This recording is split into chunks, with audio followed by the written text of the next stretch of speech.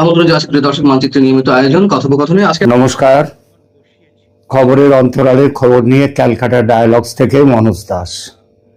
গলার আওয়াজ শুনে বুঝতে পারছেন শরীরটা ঠিক নেই এবং পোশাকটা দেখেও বুঝতে পারছেন। হ্যাঁ, গত 3 দিন ধরে ভাইরাল ফিভারে ভুগছি, প্রচণ্ড কাশি।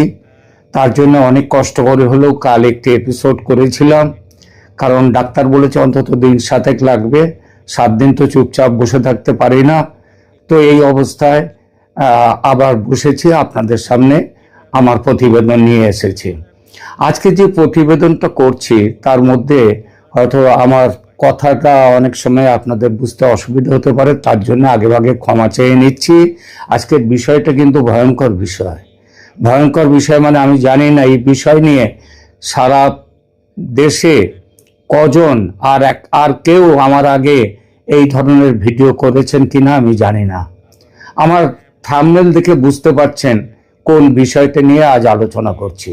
ঠিকই বলেছেন, আলোচনা করছি আলী খামেনি, ইরানের সর্বোচ্চ ধর্মীয় নেতা, যিনি 28শে ফেব্রুয়ারির বোমায় আমেরিকা ইসরায়েলের আক্রমণে যিনি নিহত হয়েছিলেন বলে সবাই জানি, সবাই শুনেছি। এটা তো সবাই শুনেছে, আলী খামেনেই নেই, তার জায়গায় তার ছেলে সেই জায়গায় বসেছেন।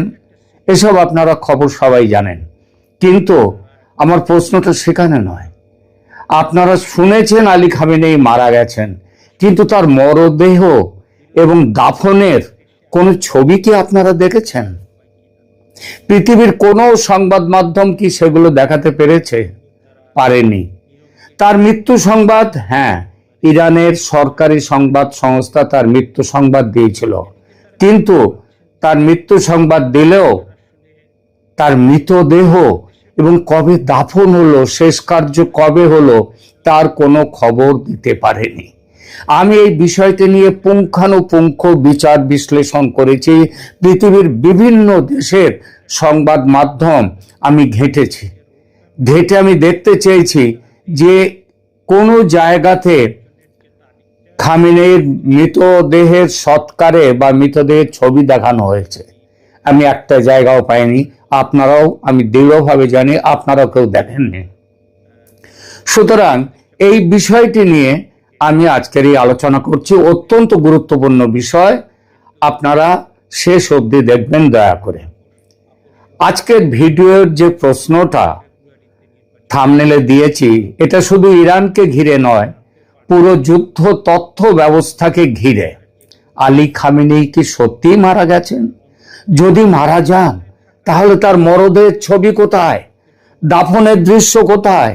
আর যদি না মারা যান তাহলে কেন বড় বড় আন্তর্জাতিক সংবাদ মাধ্যম তার মৃত্যুর খবর প্রকাশ করলো? 28শে ফেব্রুয়ারির হামলার ঠিক পরপরই রয়টার্স এবং আল জাজিরা সমেত একাধিক বড় সংবাদ মাধ্যম রিপোর্ট করে দেয় যে ইরানের রাষ্ট্রীয় গণমাধ্যম আলী খামেনেইর মৃত্যুর খবর নিশ্চিত করেছে।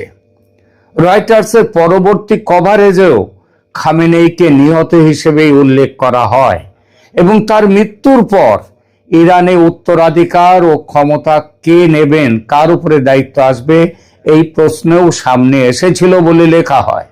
কিন্তু এখানেই শুরু হয় দ্বিতীয় রহস্য। এত বড় এক নেতার মৃত্যুর পরও কেন তার মরদেহের যাচাই করা কোনো ছবি নেই? আর কেন দাফন নিয়ে এত ধোঁয়াশা? আজকের ভিডিওতে আমরা 3টি বিষয়, এই বিষয়গুলো নিয়ে আলোচনা করব। প্রথমত, বড় সংবাদ মাধ্যমে আসলে কি রিপোর্ট হয়েছে। দ্বিতীয়ত, কেন মরদেহ বা দাফনের স্পষ্ট ছবি সামনে আসেনি। তৃতীয়ত, খামেনেই বেঁচে আছেন এবং অন্য কোথাও, মস্কো কিংবা অন্য কোথাও চিকিৎসা নিচ্ছেন, এই দাবিগুলো উঠেছে কিন্তু সংবাদ মাধ্যমে। এই দাবিগুলো কতটা বিশ্বাসযোগ্য সেটাও আমরা দেখব। প্রথম অংশের আলোচনায় আসি, কি রিপোর্ট হয়েছে চলুন শুরু থেকে যাই। হামলার পরপরই নানা ধরনের পরস্পর বিরোধী খবর বেরোয়। কেউ বলেছে তিনি নিহত, কেউ বলেছে আহত, আবার কেউ বলেছে এটা পুরোপুরি মনস্তাত্ত্বিক যুদ্ধ। এমনকি ইরানও বলেছিল প্রথমে, যে ইরানের সরকারি সংবাদ সংস্থা বলেছিল খামেনেই মারা যাননি, তিনি নিরাপদে অন্য জায়গাতে আছেন। কিন্তু পরিস্থিতি বদলে যায় যখন রয়টার্স জানায় যে ইরানের রাষ্ট্রীয় গণমাধ্যম খামেনেইর মৃত্যু নিশ্চিত করেছে। আল জাজিরাও একইভাবে রিপোর্ট করে যে ইরানের রাষ্ট্রীয় টিভি তার মৃত্যু নিশ্চিত করেছে এবং 40 দিনের শোক পালনের কথা জানিয়েছে। 40 দিনের শিয়াদের এটা হয়। অর্থাৎ এই খবরটা শুধু কোনো এলোমেলো সোশ্যাল মিডিয়া পোস্ট ছিল না, এটি আন্তর্জাতিক সংবাদ প্রবাহে ঢুকেছে ইরানি রাষ্ট্রীয় সূত্রের উদ্ধৃতি ধরে। এখানে একটা বিষয় খুব পরিষ্কার করে বলা দরকার, আন্তর্জাতিক বড় মিডিয়া খবর দিয়েছে এর মানে এই নয় যে ঘটনার প্রতিটি খুঁটিনাটি শতভাগ পরিষ্কার, বরং এর মানে হলো তারা এমন সূত্র পেয়েছিল যেটিকে যথেষ্ট গুরুত্বপূর্ণ বিশ্বাসযোগ্য ধরে খবরটি প্রকাশ করেছে। রয়টার্সের আরো একটি বিশ্লেষণে বলা হয়, খামেনির মৃত্যু ইরানের রাজনৈতিক ও ধর্মীয় ক্ষমতার কাঠামোয় বড় ধাক্কা দিয়েছে এবং উত্তরসূরি নিয়ে লড়াই শুরু হয়েছে। কিন্তু লড়াই যে হয়নি, কোনো লড়াই যে হয়নি, বরং খামেনির জায়গায় তার মেজ ছেলে মোস্তফা খামেনিকে পদ দেয়া হয়েছে। কি পদ সেটাও বলি। যেমন কোন দলের সভাপতি তিনি যদি তেমনভাবে সক্ষম না হন, তাহলে তার জায়গায় আরেকজনকে কার্যকরী সভাপতি করা হয়। আলী খামেনির মৃত্যুর পর, মানে ঘোষিত মৃত্যুর পর, তার মেজ ছেলে মোস্তফা খামেনি তিনি ওই কার্যকরী সভাপতি গোচর হয়েছে বলেই অন্তত আমার বিশ্বাস, এবং সেই বিশ্বাসটা কেন সেটাও আমি আলোচনা করব। রয়টার্সের পডকাস্ট কভারেজেও ঘটনাটিকে হিস্টোরিক ডে ইন ইরান ধরনের গুরুত্ব দিয়ে উপস্থাপন করা হয়। তাই অন্তত বড় মিডিয়ার স্তরে মৃত্যুর খবরকে তারা বাস্তব ঘটনা হিসেবে ট্রিট করেছে। দ্বিতীয় অংশে আসি এবার, তাহলে মরদেহের ছবি নেই কেন? এখন আসি সেই জায়গায় যেখান থেকে সবচেয়ে বেশি সন্দেহের জন্ম হয়েছে। একজন এত বড় নেতার মৃত্যু হলে সাধারণ মানুষের প্রত্যাশা থাকে, রাষ্ট্রীয় শোক থাকে, জানাজা থাকে, কফিন থাকে, দাফন থাকে, সমাধিস্থল, সবকিছুর কিছু না কিছু দৃশ্য সামনে আসবেই। খামেনেইর মৃত্যু সংবাদ প্রকাশের তার পরপরই ইরানে খুব বড় একটা জনগণ মাথায় বুকে চাপড় দিয়ে শোক জানাচ্ছে, এসব ছবি আমরা দেখেছি। কিন্তু যার জন্য শোক জানানো, তার ছবি কোথায়? খামেনেইকে ঘিরে যে ভিজুয়াল আন্তর্জাতিক মাধ্যমগুলোতে এসেছে, তার বেশিরভাগই শোক সভা হচ্ছে, বিদায় অনুষ্ঠান হচ্ছে, শোক মিছিল হচ্ছে, মহিলারা পুরুষরা তারা হাউতাস করছেন, বুক চাপড়াচ্ছেন, এইসব প্রতীকী শোভাযাত্রার বা শেষ যাত্রার দৃশ্য। কিন্তু কোথায় আসল ছবি? কোথায়? রয়টার্স 4 মার্চ জানায় তেহরানে খামেনিকে শেষ শ্রদ্ধা জানানোর জন্য একটি ফেয়ারওয়েল সেরিমনি হওয়ার কথা ছিল। ব্লুমবার্গ রিপোর্ট করে বিশাল জনসমাগমের আশঙ্কায় ওই অনুষ্ঠান পিছিয়ে দেয়া হয়। আর অন্য কয়েকটি প্রতিবেদন ও সংবাদপত্রে বলা হয় অভূতপূর্ব ভিড় এবং প্রস্তুতির কারণে রাষ্ট্রীয় অনুষ্ঠান স্থগিত করা হয়েছে। এই তিনটি তথ্য একসাথে রাখলে বোঝা যায় একটি পরিকল্পিত রাষ্ট্রীয় বিদায় অনুষ্ঠান ছিল, কিন্তু সেটা অন্তত একবার পিছিয়েছে। ওয়াল স্ট্রিট জার্নালের লাইভ কভারেজে 7 মার্চ পর্যন্ত নতুন কোনো ফিউনারালের নির্দিষ্ট তারিখ ঘোষণার কথা দেখা যায়নি। অর্থাৎ জনসমক্ষে যে বড় অনুষ্ঠান হওয়ার কথা ছিল, তার ধারাবাহিকতা স্পষ্টভাবে সামনে আসেনি। এখানে আরেকটি গুরুত্বপূর্ণ দিক আছে। কিছু আঞ্চলিক ও আন্তর্জাতিক প্রতিবেদনে বলা হয় খামেনেইকে মাসাদ ইরানের একটা জায়গা, সেইখানটায় দাফনের পরিকল্পনা ছিল, ওখানে দাফন করা হবে। কারণ মাসাদ হচ্ছে তার জন্মস্থান এবং সেখানে দাফন করলে সেটি রাজনৈতিক ও ধর্মীয় দুই দিক থেকেই প্রতীকী গুরুত্ব বহন করত। কিন্তু মাসাদে তার দাফন সম্পন্ন হয়েছে এমন কোনো ছবি নেই, এমন কোনো খবর নেই, এমন কোনো পরিষ্কার দৃশ্য সমর্থিত বড় আন্তর্জাতিক যাচাইকৃত প্রতিবেদনেও স্পষ্টভাবে কোথাও আসেনি।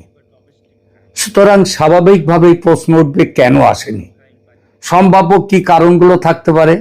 প্রথমত নিরাপত্তা, দ্বিতীয়ত জনসমাগম নিয়ন্ত্রণের সমস্যা, তৃতীয়ত ইচ্ছাকৃত তথ্য নিয়ন্ত্রণ। যদিও এই কারণগুলোর সবকিছুই আনুষ্ঠানিকভাবে বিস্তারিতভাবে প্রমাণিত নয়, তবে অনুষ্ঠান স্থগিতের খবর এবং নতুন তারিখের অনুপস্থিতি জনমনে সন্দেহ তো বাড়াবেই, সন্দেহ তৈরি হবেই। আচ্ছা ঠিক আছে, না জনতাকে নিয়ন্ত্রণ করা হলো, কিন্তু তার কোনো ছবি, তাকে দাফন দেয়া হচ্ছে রাষ্ট্রীয় মর্যাদায়, নিশ্চয় কোনোভাবে তিনি যে পদে ছিলেন তাতে তার দাফনটা হবে রাষ্ট্রীয় মর্যাদায়, সেখানটায় গার্ড অফ অনার দেওয়া হবে, এইসবগুলো করা হবে, সেসব কিচ্ছু নেই। ইরানি কেন সেই সব ছবি ছাপলো না, ছেড়ে দিল না বাজারে? ঠিক আছে, মানুষ এলো না, জনতার ভিড় ভয়ঙ্কর হবে, তার জন্য করেনি, সেটা আলাদা কথা। কেন ছবি নেই? সোজা ভাষায় বললে মৃত্যুর খবর আছে, শোক অনুষ্ঠানের খবর আছে, কিন্তু মরদের কোনো ছবি নেই, চূড়ান্ত দাফনের কোনো ছবি নেই। এই ফাঁকটাই কিন্তু সমস্ত রকমের সন্দেহের বা জল্পনার জন্ম দিয়েছে। তৃতীয় অংশে আসে, ইরান কি ইচ্ছা করে মৃত্যু সংবাদ ছড়িয়েছিল? এবার আসি এই তত্ত্বটিতে। অনেকেই বলছেন 28শে ফেব্রুয়ারি ইরান তার মৃত্যুর খবর দিয়েছিল ইচ্ছা করে। কারণ উদ্দেশ্য কি ছিল? উদ্দেশ্য ছিল যুক্তরাষ্ট্র ও ইসরায়েল যেন ভাবে খামেনেই মারা গেছেন, সুতরাং তাদের প্রধান লক্ষ্য শেষ, মানে প্রধান শত্রু শেষ, এবং এরপরে ইরানে রেজিম চেঞ্জ হয়ে যাবে। ফলে তারা সামরিক চাপ কিছুটা কমিয়ে দেয়, আর সেই সময়ের মধ্যে ইরান নিজেদেরকে তৈরি করে নেবে লড়াইয়ের জন্য। এটা শুনতেও কৌশলী লাগে, এবং যুদ্ধের ইতিহাসে এমন তথ্য অভিযানের নজির আগেও ছিল, এ কথা বলতেই হবে। কিন্তু সমস্যা হলো, এই নির্দিষ্ট দাবির পক্ষেও যেমন মারা গেছেন তার পক্ষেও যেমন কোনো শক্ত দাবি নেই, তেমন এই দাবি তার পক্ষে প্রমাণ নেই। আর প্রমাণ যাচাই করা, প্রমাণ কিসের সময় হবে? যুদ্ধের সময় কি কোনো যাচাই করা প্রমাণ থাকতে পারে? সুতরাং এটাকে সত্য যদি কেউ না বলে, সেটা তার অবস্থা, তার ইচ্ছা, কিন্তু এটাও হতে পারে যুদ্ধকালীন তথ্য, এবং তথ্যে এগুলো হতেই পারে।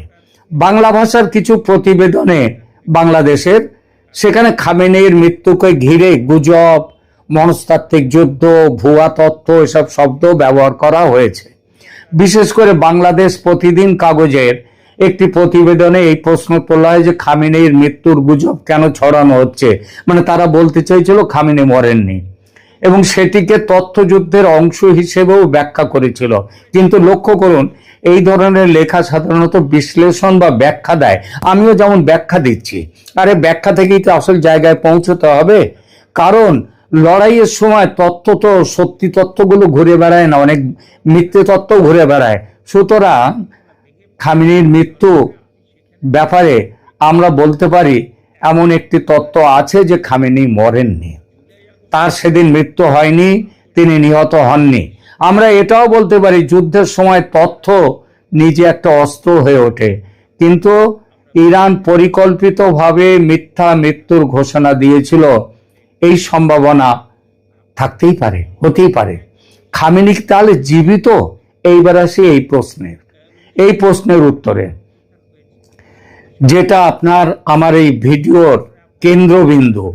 আলী খামেনেই কি জীবিত? এখানে উত্তরটা আবেগ দিয়ে নয়, তথ্য দিয়ে দেখতে হবে। এই মুহূর্তে বড় আন্তর্জাতিক রিপোর্টগুলো আলী খামেনেইর মৃত্যুকে ভিত্তি করে পরবর্তী ঘটনা প্রবাহ তাদের মতো করে ব্যাখ্যা করেছে। অর্থাৎ যাচাই করা প্রধান ধারায় সূত্রের ভিত্তিতে তিনি বেঁচে আছেন এমন প্রমাণ নেই, আবার তিনি যে মরে গেছেন এমন প্রমাণ ওই ইরানের কিছু কথা ছাড়া প্রথমে, তারপরে এরও কোনো প্রমাণ নেই। তাহলে তিনি জীবিত, এই দাবির উৎস কোথায়? হ্যাঁ, উৎস একেবারে নেই তা নয়, মূলত দুটো জায়গায় আছে। একটা তো বললাম, মরদেহের ছবি নেই, তারপরে বললাম দাফনের পরিষ্কার দৃশ্য নেই। এই দুই শূন্যস্থানই গুজবকে বলবো না, এই জল্পনাকে শক্তিশালী করেছে। এটা সত্যি যে যত বেশি গোপনীয়তা তত বেশি অবিশ্বাস, এবং খামেনির কেসে ঠিক সেটাই ঘটেছে। তাহলে প্রশ্ন, যদি তিনি বেঁচে থাকেন তাহলে কোথায় আছেন? তিনি ইরানে চিকিৎসা নিচ্ছেন, নাকি তিনি অন্য কোথাও চিকিৎসা নিচ্ছেন, অন্য কোনো দেশে? এই প্রশ্ন উঠে আসছে, এবং এই ব্যাপারেও কিন্তু খবরও বিভিন্ন সংবাদ মাধ্যমে সোশ্যাল মিডিয়াতে এসছে যে মস্কোয় চিকিৎসা নিচ্ছেন। এই মস্কোয় চিকিৎসা নেওয়ার ব্যাপারে দুরকম ব্যাপার আছে।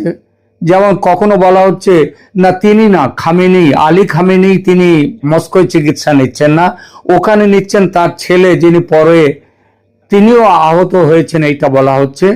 সেই মোস্তফা খামেনি তিনি মস্কোতে আছেন, এই কথা বলছেন অনেকে। সুতরাং এই কথাটার মধ্যে ওই বিভ্রান্তি আছে খামেনি নাম নিয়ে। কিন্তু একটা কথা আছে যে তাস, যে রাশিয়ার সংবাদ সংস্থা, তারা ইরানের মস্কো স্থিত রাষ্ট্রদূত এই দাবি অস্বীকার করেছেন। এটা এইসব খবর এইসব বলছে, তিনি অস্বীকার করেছেন, না এই ধরনের খবর নেই। আমি আবার বলছি বারবার, যুদ্ধের সময়ে তথ্য, মিথ্যা তথ্যও ঘুরে বেড়ায়, সত্যি তথ্যও তো নিশ্চয়ই থাকে, তবে মিথ্যাও কম থাকে না। এই মিথ্যার মধ্যে রয়ে গেছেন খামেনির মৃত্যু সংবাদ। আমরা আবার এখন খুব গভীরভাবে চিন্তা করা হচ্ছে, আলী খামেনি 28শে ফেব্রুয়ারিতে তিনি আদৌ মারা যাননি। তিনি আহত হয়েছিলেন, খুবই আহত হয়েছিলেন, কিন্তু তার কোনো, এত বড় একজন মানুষ চলে যাবেন, আপনি ভাবুন, এত বড় একজন মানুষ চলে যাবেন, আর তার কোনো শেষকৃত্য অনুষ্ঠান হবে না, গার্ড অব অনার হবে না। এটাও হতে পারে কখনো? আরে ঠিক আছে, মানুষজন গেল না, লক্ষ লক্ষ কোটি কোটি মানুষ তার মৃতদেহের সৎকার কার্যে গেল না, সেটা মানলাম, নিরাপত্তার অভাব হতে পারে। কিন্তু সরকার থেকে যারা বলছে তিনি মারা গেছেন, তারা কেন তার দাফনের কোনো ছবি দিচ্ছে না? একটাই কারণ, তিনি মারা যাননি। আলী খামেনি আজও বেঁচে আছেন। তিনি কোন অবস্থায় বেঁচে আছেন আমরা জানি না, তিনি বেঁচে আছেন, তিনি মারা যাননি। এবং হয়তো এমনও হতে পারে এই যুদ্ধ যেটা ইরান করছে, হয়তো আলী খামেনির আশীর্বাদ নিয়েই করছে। এটা ভাবার যথেষ্ট কারণ আছে। প্রিয় দর্শক, আপনারা এই আলোচনায় আপনারা কি বলবেন, আপনাদের কি মনে হলো, দয়া করে কমেন্ট করে জানাবেন। কারণ বিষয়টা অত্যন্ত গভীর একটা বিষয়, আমি সেই বিষয় নিয়ে আলোচনায় নিয়েছি। আপনারা দয়া করে অংশ নেবেন, এবং আমি বলছি, আমি চেষ্টা করব আপনাদের প্রশ্ন যদি তার মধ্যে থাকে, আরো কোনো প্রশ্ন থাকে, সেগুলোর উত্তর পরবর্তী আরো একটা ভিডিও আমি করতে পারি এই বিষয়টা নিয়ে। কিন্তু আপনারা আপনাদের মনের কথা জানাবেন। আর এমন একটা খবর দিয়েছে ক্যালকাটা ডায়ালগসের, আমি সবসময় চাই যে নতুন ধরনের দৃষ্টিভঙ্গি দিয়ে কোনো খবর বিশ্লেষণ করা, আপনাদের সামনে নিয়ে আসা।